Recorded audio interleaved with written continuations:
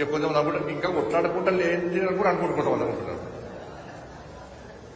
Karimnagar parliament లో ఈ points ఎక్కడ కొట్లాడాలి కావాలి, అందరం కలిసి ఉంటాం, అందరం కలిసి ఉంటాం. ఏమన్నా చిన్నగా ఉంటే బయట ఇక్కడ అన్ని రాజకీయ పార్టీలు అందరం కలిసి ఉంటాం. మీరు ఏం టెన్షన్ పడకండి, ప్రశాంతంగా ఉండండి. మీరు కొంతమంది షో కదా, అబ్బా వీళ్ళు ఎప్పుడు లేచి కొట్లాడుకుంటారా అని షో చూస్తారు కొంతమంది, ఇంకా కొట్లాడుకుంటారు లేదని కూడా చూస్తారు కొంతమంది. ఇక్కడ కొట్లాడుకుంటే ఆ కొట్లాడుకున్న జమాన వేది ఇక. ఎందుకంటే నన్ను గతంలో పిలవపోదురు, మా శరతన పిలిచాడు, మా సత్తన్న ప్రేమతో ఊకే పిలుస్తుండే ఇక. కాబట్టి ఈరోజు కేంద్ర ప్రభుత్వ నిధులతో, నాబార్డు నిధులతో 3 కోట్ల రూపాయలతో ఈరోజు ఈ షాపింగ్ కాంప్లెక్స్ కానీ మీ అందరికీ ఉపయోగపడే విధంగా ఈ ఫంక్షన్ హాల్ కానీ మనం ప్రారంభోత్సవం చేసుకున్నాం. చాలా సంతోషం. దాంతోపాటు బ్యాంకు కూడా అనేక రుణాలు ఇస్తుంది, మనకు అన్ని సెక్యూర్ లోన్స్ ఇస్తున్నది. కాబట్టి మన బ్యాంకులను మనం కాపాడుకోవాల్సిన బాధ్యత మనం ఉన్నది. కేంద్రంలో అమిత్ షా గారు దీనికి మంత్రి అయిన తర్వాత అనేక రకాల సదుపాయాలు సౌకర్యాలు కల్పించే ప్రయత్నం చేస్తున్నారు.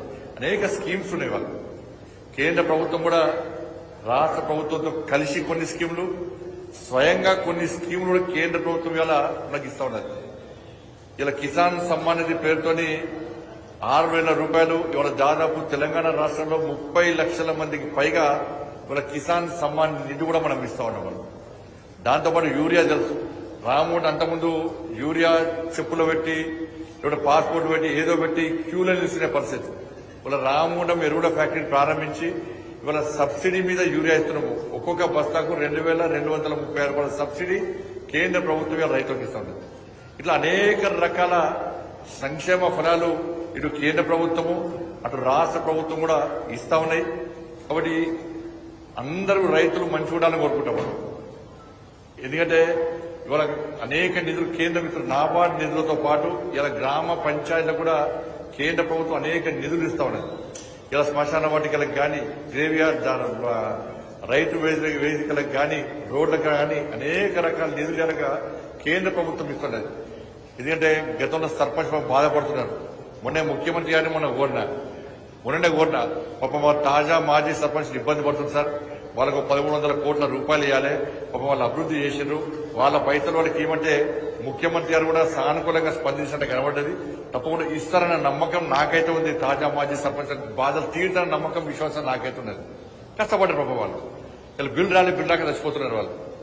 కాబట్టి ఇక్కడ ఈ మండలానికి సంబంధించి కూడా నేను ఎంపీ అయిన తర్వాత మా ఎమ్మెల్యే సాబ్ యొక్క కోరిక మేరకు మా ఎమ్మెల్యే సాబ్ కలిసినప్పుడల్లా సీఆర్ పైసలు ఉంటారు. మొదదానికేమో ఆ గన్నేరువరం బేగంపేట రోడ్ అయిపోయింది. ఇక రోడ్ చేసినాక మళ్ళీ ఇప్పుడేం స్టార్ట్ చేసిండు. ఇప్పుడు గన్నేరువరం ఆ డ్యాంలోకి వెళ్ళి బ్రిడ్జ్ కట్టాలట. పొద్దున్నే ఎప్పుడన్నా మీటింగ్లో కలిస్తే అన్న బ్రిడ్జ్ అవుతుందా, చేయించావా? ఇప్పుడు రాంగా కార్ దిగిన వెంటనే బ్రిడ్జ్ అవుతుందా కాదా? మళ్ళా నేను ఆ బ్రిడ్జ్కి పేరు నీ పేరే పెడతాను అని చెప్పిన. కాబట్టి తప్పకుండా అందరం ఇక వేదిక భాను ప్రసాదరావు గారు కానీ వారు కూడా చాలా సబ్జెక్టు చాలా అవగాహన వ్యక్తి, సమస్యల మీద అవగాహన వ్యక్తి, అనేక విషయాల్లో ఎప్పటికప్పుడు స్పందించేటువంటి భాను ప్రసాదరావు గారు. శ్రీకాంత్ రెడ్డి గారు ఫస్ట్ నుంచి ఒక ఫైటర్. తెలుగు గతంలో టీడీపీలో ఉన్నప్పుడు కూడా, టీఆర్ఎస్ లో ఉన్నప్పుడు కూడా అనేక సమస్యలతో ఫైట్ చేసిన వ్యక్తి. తెలంగాణ ఉద్యమంలో కూడా చురుకైన పాత్ర పోషించిన వ్యక్తి. ఇక మా శరత్ రావు గారు ఫస్ట్ మావోడే. ఇప్పుడు దానిలో వేణా కూడా ఎప్పుడు మాత్రం ఉంటుండే. అప్పుడు చెప్పొద్దు కాదు, అప్పుడు చెప్తే పాత ఎమ్మెల్యే లొల్లు పెడతాడు. అప్పుడు బీఆర్ఎస్ పార్టీలో ఉన్న కూడా మా వాళ్ళకి కొంచెం సాయం చేస్తుండే పాపం అప్పుడప్పుడు. అప్పుడు చేస్తే పాలకెళ్ళి పక్క పెడతాడు. అందుకే అప్పుడు ఇప్పుడు చెప్తాడు నేను. కాబట్టి ఎవరేమైనా అన్న మీరు అనుకోకుండా మేము కొట్లాడుకోము, అట్లా మీ ముందు నడుచుకుంటారు అంతే, ఏం కొట్లాడుకోరు. మీరు అనుకుంటారు రాసుకుంటే ఏముండదన్న అన్న. ఎక్కువ కొట్లాడు, ఎక్కువ కల్మషము, స్వార్థం ఉంటే ఆరోగ్యం ఖరాబ్ అవుతుంది. అనారోగ్యానికి గురవుతాం మనం. పొలైట్గా ఎన్నికలప్పుడు మాత్రమే విమర్శలు చేసుకోవాలి, తిట్టుకోవద్దు, విమర్శలు చేసుకోవాలి. ఎన్నికల తర్వాత నాకు మీరే ఓట్లేస్తారు, బీజేపీ నాకు ఓట్లేసారు, మోడీ గారు చూసి ఓటేశారు. సత్యనకు మీరే ఓట్లేస్తారు, శరత్ రావుకు మీరే ఓట్లేస్తారు. మీరే ఓటేస్తారు. మీ ఓట్లతో మేము గెలుస్తాం. మాకు పాకిస్తాన్ బంగ్లాదేశ్ ఓట్లు వేయలే, నాకు వాళ్ళు కూడా వేరే వాళ్ళు మీరు ఓట్లేస్తాం గెలుస్తాం. మరి ఒక మంచి ఆలోచనతో ప్రజలు మమ్మల్ని గెలిపించారు కాబట్టి అదే ఆలోచనతో మీకు సేవ చేసే అదృష్ట అవకాశం మాకు వచ్చింది కాబట్టి అదే దృక్పథంతో మేము పనిచేస్తూ ఉంటాం.